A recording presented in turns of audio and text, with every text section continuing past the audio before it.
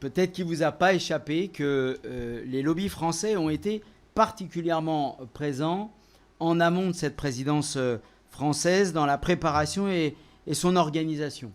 Nous avons dénombré pas moins de 38 réunions de lobbying communiquées par le représentant de la France à Bruxelles, mais seulement 2 concernaient des organisations de la société civile, ce qui sous-tend dans ce propos que toutes les autres étaient des représentants ou directement des entreprises ou lobbies industriels.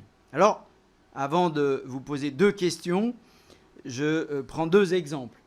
La première, c'est EDF et Total Energy qui ont dépensé, selon le registre de transparence des représentants d'intérêt, 2 millions d'euros de lobbying en amont de la présidence française. Or, durant cette présidence, la France a défendu bec et ongle et a obtenu, par un vote un peu cocasse aux côtés de la Hongrie et de la Pologne, le fait que l'énergie nucléaire et le gaz soient intégrés comme énergie durable au sein du label vert européen.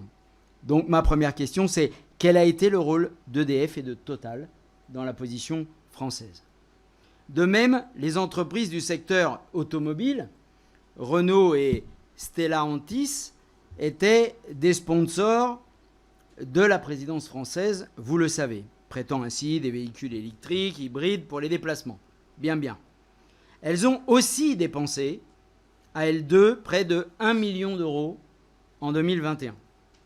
Or, certains sujets de la présidence française les intéressaient de près, n'est-ce pas? La révision du marché carbone a été âprement négociée, les ambitions étaient fortes, pourtant ce sont les eurodéputés libéraux qui ont sapé les ambitions initiales de projet de révision du marché carbone.